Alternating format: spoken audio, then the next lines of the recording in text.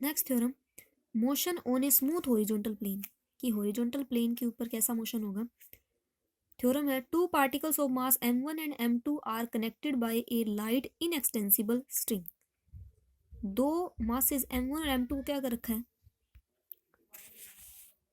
इन दो masses m1 और m2 को क्या कर रखा है, इनएक्सटेंसिबल स्ट्रिंग के दोनों एंड्स पे कनेक्ट कर रखा है। मास m2 is placed on a smooth horizontal table. m2 मास को क्या कर रखा है, हॉरिजॉन्टल टेबल पे रखा हुआ है। ये मान लेते हैं आपकी क्या है, हॉरिजॉन्टल टेबल है। m2 मास को हमने क्या कर रखा है, इसके ऊपर रख रखा है। The string passes over a light pulley at the edge of the table. और जो रस्सी है वो क्या कर रही है, जो एक एंड से m2 मास से कनेक्ट है, वो क्या कर रही है, एक पुले के ऊपर से पास कर रही है, जो कहाँ रखा हुआ है, एक टेबल के दूसरे एंड पे रखा हुआ है। And m1 is hanging freely. ये टेबल थी, इसके एक एंड पे ये पुले लटकाई हुई है। इस पुले के एक एंड से एक रस्सी का एक सिरा क्या है, इस मास m2 से जुड़ा हुआ है जो इस टेबल पे पड़ा है, और दूसरा जो एंड है वो मास m1 से जुड़ा हुआ है जो फ्रीली नीचे की तरफ लटकाया गया है। तो पहले बात करते हैं मास m1। m1 मास है तो इसका वेट नीचे की तरफ लाई करेगा, और इस मास m1 की वजह से क्या आएगी, इस स्ट्रिंग के अंदर कोई टेंशन T प्रोड्यूस होगी। और दूसरी तरफ दूसरे एंड से किसको जोड़ा हुआ है, कनेक्ट किया हुआ है, मास m2 को। इस मास का भी कोई ना कोई वेट होगा, m2g होगा, वो डाउनवर्ड डायरेक्शन में एक्ट करेगा। और एक रस्सी से बांधा हुआ है जिसकी वजह से इसमें भी टेंशन T प्रोड्यूस होगी, क्योंकि ये एक इनएक्सटेंसिबल स्ट्रिंग है तो tension through out the same रहेगी। अब ये जो मास m1 था वो m2 था, ये हॉरिजॉन्टल टेबल पे रखा हुआ है। तो हॉरिजॉन्टल टेबल भी क्या कर रही होगी, इस मास के ऊपर कोई ना कोई फोर्स लगा रही होगी अपवर्ड डायरेक्शन में, in form of normal reaction. तो इस मास के ऊपर तीन फोर्स लग रहे हैं, वेट की फॉर्म में, टेंशन की फॉर्म में और नॉर्मल रिएक्शन की फॉर्म में। पर जो मास m1 है उसके ऊपर दो ही फोर्स लग रहे हैं, वेट की फॉर्म में एक फोर्स लग रहा है और दूसरा फोर्स लग रहा है टेंशन की फॉर्म में। वही हम वापस क्या कर लेते हैं, इस टोटल जो ये रस्सी है इसकी लेंथ ले लेते हैं l। इस पुले के एक एंड से रस्सी की लेंथ x ले लेंगे और दूसरे एंड की लेंथ ले लेंगे y। तो x प्लस वाई की वैल्यू क्या आ जाएगी, l की इक्वल आ जाएगी। जो पीछे हमने किया था x plus y equal to l, इसका हम डेरिवेटिव करेंगे।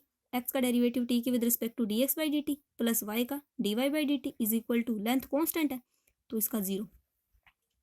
तो dx बाई dt की वैल्यू आ जाएगी माइनस dy बाई dt। एक बार और डेरिवेटिव कर देंगे तो डी स्क्वेयर एक्स अपॉन में dt स्क्वेयर आ जाएगा, minus of d square y upon में dt स्क्वेयर।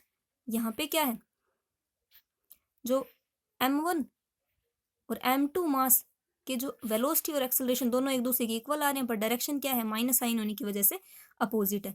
मीन जितना ये मास नीचे की तरफ डाउनवर्ड डायरेक्शन मूव करेगा, ये क्या करेगा, ये जो दूसरा मास है उतने ही एक्सेलरेशन और वेलोसिटी से क्या करेगा, राइट हैंड साइड मूव करेगा।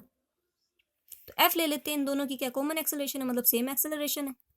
अब बात करते हैं m1 मास के लिए। m1 मास के लिए इक्वेशन ऑफ मोशन, m1 मास है उसका वेट डाउनवर्ड डायरेक्शन में एक्ट कर रहा है और अपवर्ड डायरेक्शन में क्या फोर्स लग रहा है, टेंशन की फॉर्म में T। बट ये जो मास है वो क्या कर रहा है, डाउनवर्ड डायरेक्शन में मूव कर रहा है। इसकी वजह से इसके ऊपर जो नेट फोर्स होगा, नेट फोर्स यानी कि मास इंटू में एक्सेलरेशन, वो इक्वल होगा वेट ऑफ मास माइनस जो अपवर्ड डायरेक्शन में फोर्स लग रहा है, मतलब T। वेट क्या, m1g minus T। Second force, second जो मास है m2, इसके ऊपर तीन फोर्स लग रहे हैं, नॉर्मल रिएक्शन की फॉर्म में, टेंशन की फॉर्म में और वेट की फॉर्म में। अब क्या है, ये जो जितना वेट डाउनवर्ड डायरेक्शन में लग रहा है उसके अपोजिट डायरेक्शन में नॉर्मल रिएक्शन है, वो इसको क्या कर रही है, बैलेंस कर रही है। तो इसका मतलब इसके ऊपर जो नेट फोर्स जो इसके लिए मूव करवाने के लिए काफ़ी है, वो क्या होगी, इस रस्सी के अंदर जो टेंशन प्रोड्यूस हो रही है, तो नेट फोर्स ऑन m2 वो क्या आ जाएगी, mass into acceleration is equal to tension, क्योंकि इसके अंदर ये नॉर्मल रिएक्शन और ये वेट एक दूसरे को क्या कर देंगे, एक दूसरे को बैलेंस कर देंगे, कैंसल आउट कर देंगे। तो हमारे पास दो इक्वेशन आ चुकी हैं, इन दोनों को ऐड करेंगे तो m1f प्लस m2f, दोनों में f कॉमन लेने के बाद में m1 प्लस m2 बच जाएगा, इक्वल में राइट हैंड साइड ऐड करेंगे, टी से टी कैंसिल आउट होकर m1g आ जाएगा। तो यहाँ से हमें एक्सेलरेशन की वैल्यू मिल जाएगी m1g अपॉन में m1 प्लस m2। ये f की वैल्यू हम क्या करेंगे, या तो इक्वेशन 1 में पुट कर देंगे या इक्वेशन 2 में पुट कर देंगे। वैसे इक्वेशन 2 में पुट करना ज़्यादा ईजी रहेगा, क्योंकि यहाँ पे हम f को क्या करना है, हमें m2 से मल्टीप्लाई करना है। तो इस f को m2 से मल्टीप्लाई करेंगे तो हमारे पास क्या आ जाएगा, t इज इक्वल टू, मतलब tension is equal to m1 m2g upon में m1 प्लस m2। अब यहाँ पे क्या निकालना है, प्रेशर ऑन द पुले निकालना है। पीछे वाले में तो हमने क्या करा था, प्रेशर ऑन द पुले निकालने के लिए जितने भी उसके ऊपर फोर्सेस लग रहे थे उनका रिजल्टेंट निकाल लिया था, मतलब टी प्लस टी कर दिया था हमने। बट इसके अंदर क्या होगा, इसके अंदर रिजल्टेंट रिएक्शन क्या होगी, यहाँ पे क्या है, इन दोनों जो फोर्सेस का रिजल्टेंट क्या होएगा, प्रेशर इन दोनों इस पुल्ले के ऊपर आ रहा होगा, तो वो रिजल्टेंट फोर्स कैसे होगा, इनके बीच का एंगल क्या, ये डाउनवर्ड डायरेक्शन में एक्ट कर रहा है, ये हॉरिजॉन्टली एक्ट कर रहा है, तो टोटल एंगल इनके बीच का 90। तो रिजल्टेंट स्टैटिक्स के अंदर पढ़ते थे, रिजल्टेंट फोर्स की वैल्यू आती थी root of P square plus Q square plus का 2pq कोस अल्फा। अल्फा होता था दो फोर्सेस पी और क्यू के बीच का एंगल। पी की जगह भी हमारे पास टेंशन टी पड़ी है, टी स्क्वायर प्लस का 2, पी की जगह भी टी, क्यू की जगह भी टी, और कोस अल्फा, इनके बीच का एंगल कितना है 90।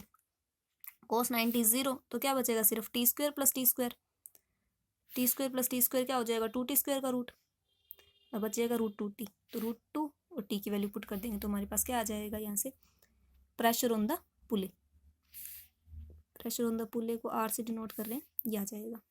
और पीछे वाले को भी हम इसके अकॉर्डिंग कर सकते हैं। वैसे पीछे वाले में तो क्या था, जो टेंशन दोनों के दोनों वेट जिन रस्सियों से कनेक्टेड थे वो रस्सियाँ एक दूसरे के पैरेलल थी, तो उन रस्सी उनके बीच का एंगल कितना मानेंगे हम, 0।